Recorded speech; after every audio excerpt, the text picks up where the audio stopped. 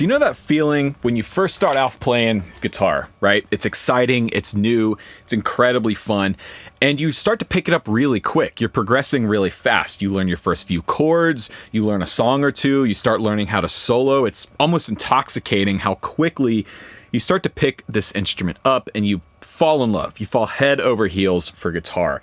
I imagine there's quite a few of you watching right now who are probably in the middle of that as we speak. Then, you play for a couple of years and things start to slow down a little bit. You develop your habits, you kind of find some sounds that you like to stick to, you start playing the same songs over and over again, and slowly that learning curve, that progression starts to flatten out a little bit, starts to plateau. And then maybe after a few years of that, you decide to start a YouTube channel based around playing guitar, and you get more focused on making videos than actually practicing, and you really start to plateau to the point where you can't watch any of your old videos because you keep playing the same stuff over and over again, and so then you panic and figure out that you have to start learning new stuff quickly. But we've all been there, and if you haven't been there yet, you will be. Trust me, it's coming. So, in today's video, I want to talk about some different ways to break through these plateaus. Some of these things are things that I've done for years that have actually helped me out, and some of them are things that I've actually learned and been taught recently that I'm actively trying to work on myself. So, I'm going to plug up here, and we're going to get started. Now, I hate practicing guitar. I've never been good at it. I've never been able to stick to a practice schedule or regimen, and as such, I can't recommend anything like that because it's never worked for me in the past. But this next tip is one that I picked up recently from Tim Miller. If you don't know Tim, you absolutely should. He's a Berklee professor and a monster guitar player. I'll link his Instagram below. And I've recently started taking lessons from Tim. And this is something that he told me to do, and it's actually proven to be really beneficial.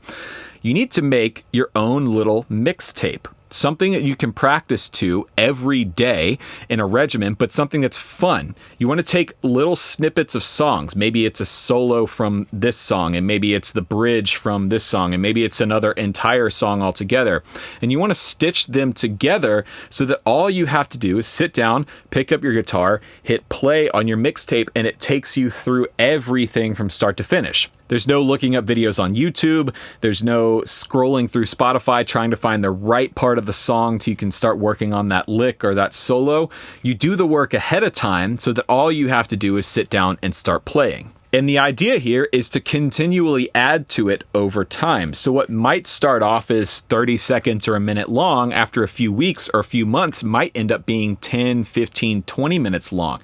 And if you think about it, sitting down and playing for 10 to 15 minutes straight, concentrating on playing something and trying to get it to sound right, playing what you hear, is incredibly beneficial. So how do we do this? How do we make our own mixtape? Now, the first thing we're going to need to do is pick out what we want to use. I'm actually going to capture some media from YouTube. This is a Josh Smith video from his new YouTube channel that he posted a few days ago, where he's playing the head to a Charlie Parker tune, Bloom Dito, and I want to start practicing with this. And YouTube is a great resource for this because there's plenty of performances and videos from the past that you can find on YouTube that are pretty difficult to find in other places. So how do we go about capturing it? Plenty of different ways to do it. I'm going to do it on my phone here. We start playing, and I'm going to screen capture the video and audio from my iPhone here, and it's just going to record the video down. Dude, Josh is one of my favorite guitar players ever. I'll have this video linked down in the description below. If you haven't subscribed to his new YouTube channel yet, you absolutely should. He's really one of the best guitar players alive today, in my opinion.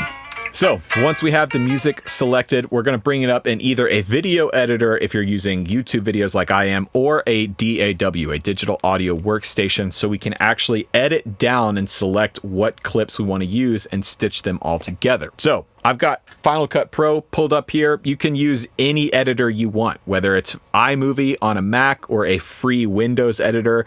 Same thing with the digital audio workstations. If you're on a Mac, you can use GarageBand, which comes for free, or if you're on Windows, you can use Audacity. There's plenty of free DAWs out there to use and learn that are easy to wrap your head around to start building this stuff on your own. So I've got all my footage imported into Final Cut Pro here, and I'm going to start putting together my work tape. Now, here's what's cool about this idea. You can have multiple tapes that do multiple things. So this one, for example, is going to be me working on soloing and kind of breaking out of my typical licks and solo ideas that I always play. So with that in mind, I've picked 4 songs, 2 of which I know how to play the solos on. The other 2 I don't know how, but I'm going to learn. So what I want to do is isolate the solos from each song and intersperse them. Start with one that I know, and then go to one that I want to work on, then go to one that I know, and finish with one that I want to work on. So I'm going to start with this clip from Cream, and just scrub ahead until I find the solo section that I want to work on.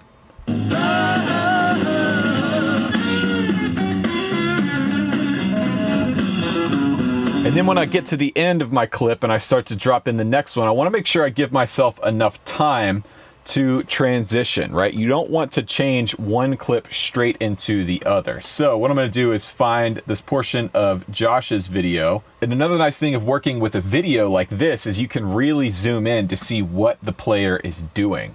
So I'm going to punch in on Josh, and then I'm going to go right to where he starts to play. And that's where I'm going to start my edit. So you do that a few more times, you stitch some more videos together, and then you've got yourself a really great work tape. And the cool thing about this is the possibilities are endless. You can create different work tapes to work on different things. For example, a rhythm work tape might be a cool thing.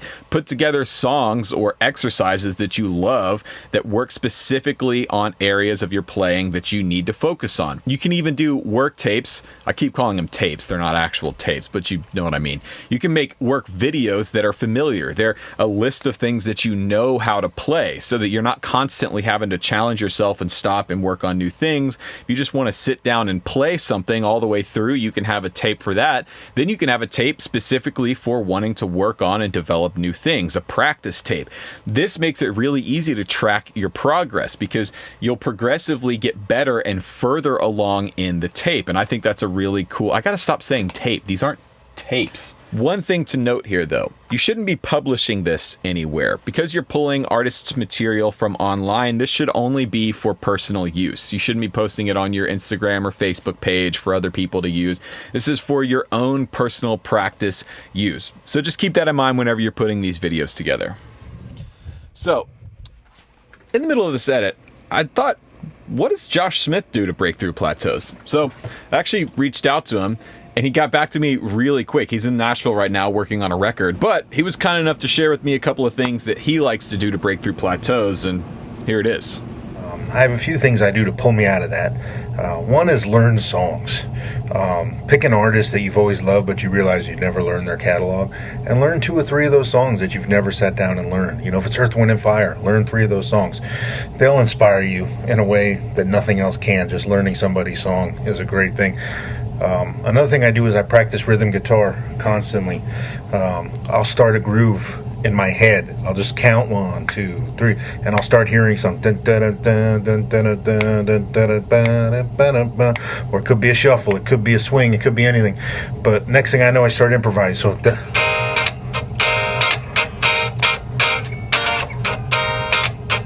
and then I get into improvising.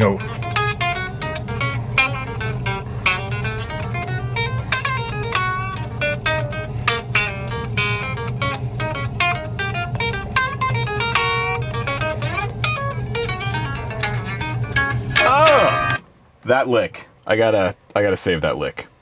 That's the one. And then with improvising, another thing I do to get out of ruts and just to sharpen skills is I'll write changes out on a piece of paper. A lot of times random. I'll just take a piece of sheet paper, write a few bar lines, and fill in some changes. So maybe something like B5 major 7 to A minor to G major 7 or something like that, or maybe something a little less diatonic like B flat major 7 to B minor to A major 7 or something, and I'll try to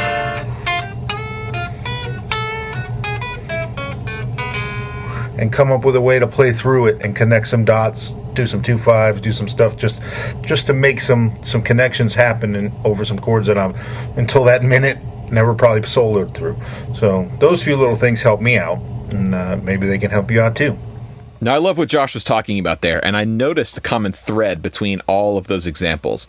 He's intentional about what he decides to do. He doesn't sit there and noodle. He doesn't sit there and play the same things over and over again. He will force himself into one of those techniques or methods that help him break through those plateaus. And this is something I've been working on in my own playing, specifically around chords and chord voicings. Chords are a really easy way to get stuck playing the same shapes and voicings that you've been playing for years. So how do you break out of that? Well, one thing I've been doing is taking chord voicings and simple chord progressions and playing them on strings that I don't normally play them on. So if we take a C major, E minor, and F major together, very simple chord progression, 1, 3, 4 progression in the key of C. I know that I can play those chords here. But what about on the bottom 3 strings? That's kind of a foggy area for me. I don't ever really think about building whole chord voicings down here on these bass strings. But when you do, you get this.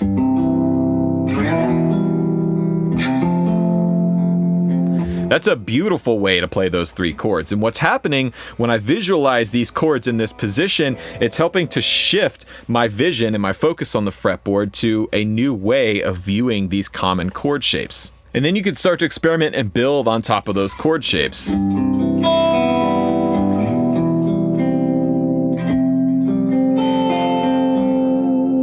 Now, I've never played this C major chord before.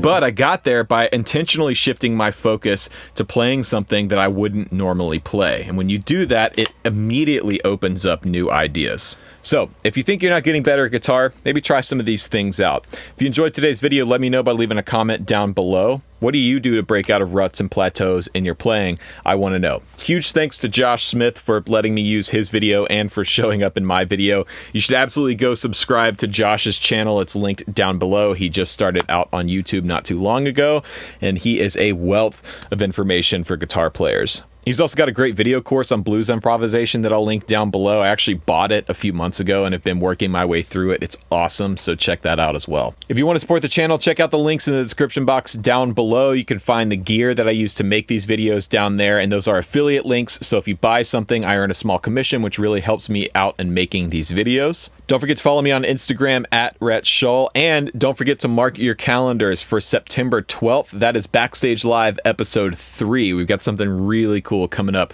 on Episode 3, so be sure to catch that live Saturday, September 12th, 2020, whenever it happens. That's all for today. I hope you enjoyed the video. My name is Rhett Shull. Thank you so much for watching, and remember, there is no plan B.